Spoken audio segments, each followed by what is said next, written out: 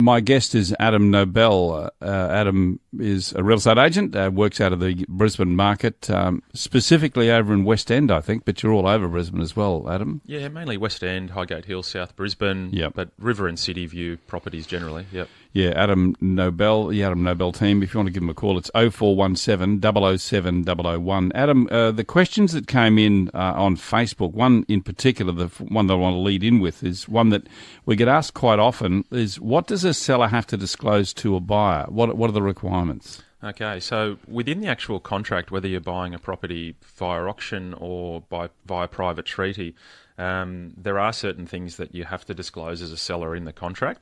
So there's an idea out there that you buy a property on an as-is, where-is basis with auction. Yes, that's true, but there are still certain things you have to disclose. So what those items are in a contract is whether there's a neighbourhood dispute. You have to disclose if you have a safety switch installed, as well as smoke alarms. If you have a swimming pool, you have to have it checked and provide a pool safety certificate. If you haven't got one and it hasn't been checked, then you have to tick a box that says that you haven't.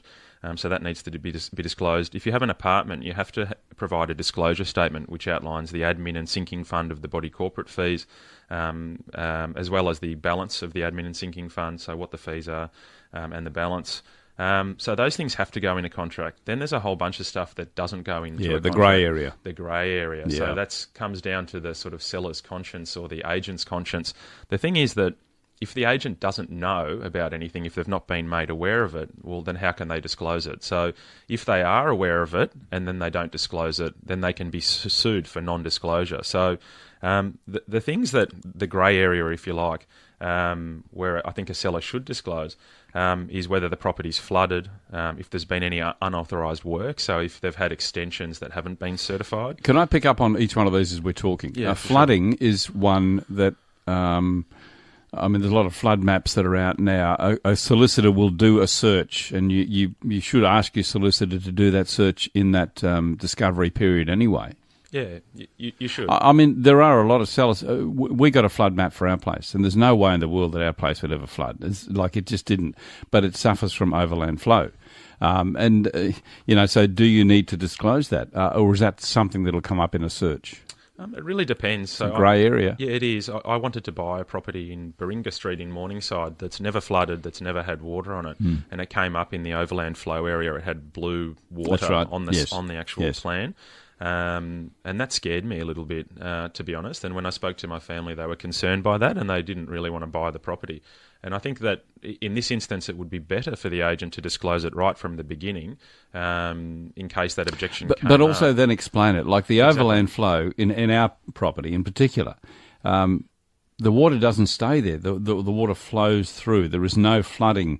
We might get a little bit of water under the house occasionally, but it moves through. So it is overland flow. It's not flooding. That's exactly right. So by explaining it from the beginning may actually be advantageous. So it really depends. It's on a case-by-case basis. But, other things that come up are, if decks that aren't approved. Yeah, that's a problem. That's right. But, I sold a property recently where we had eight offers on the property, and I needed to disclose that because I knew that it wasn't certified.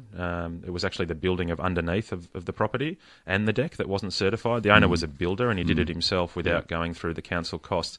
What we did is we got a building and pest inspector to come in, look at it, and say that, and basically they did say that everything was done perfectly in terms of the work.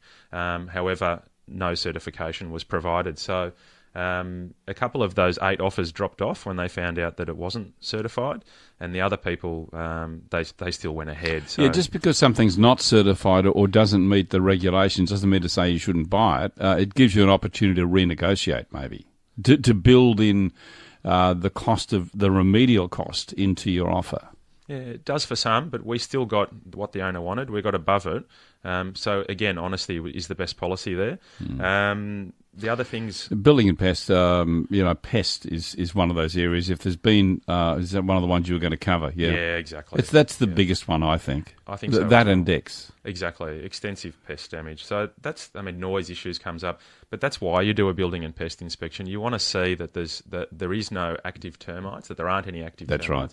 And you want to see that there's no major building defects. That's it. They're the main things, and that peace of mind that you get from having one is well worth it. Here's a funny one, Kevin. So if someone dies in the property, or if someone is murdered in the property, or if they've got a drug lab, they're cooking drugs in the place, the agent does not need to disclose that to the buyer. However, a buyer can terminate under federal consumer law if they find out about it. So yeah, and there have been a couple of cases like that. There are some religions and some nationalities that are really spooked by that. I've often thought about this as to whether I would buy a property. I'd probably think twice if there had been a major drug bust or something had occurred in the house. Not that I'm a believer in feng shui, but all of these things I think tend to influence your decision, don't they? Yes, they do. And spook you. Yeah. I mean, at the end of the day, a home is where you raise your family, and you want it to be a good environment, and you don't want the history to be a part of that. No, that's right. That's right. Having said that, you can actually buy a property and then find that your neighbour's someone who you really wouldn't want to live beside anyway. So how far does disclosure go? I don't know. It's a difficult one. A lot of grey areas there, but and it can be a minefield for agents, and it can also be a minefield for sellers too, to think, well, I know about this. Should I really tell the agent? And I think, as you said, honesty is the best policy. Disclosure. That's right.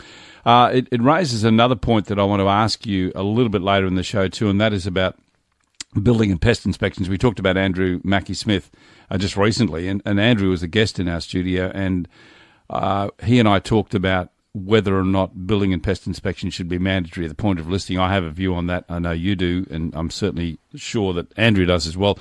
I want to pick up on that. I'm going to have to take a break now because we're going to news.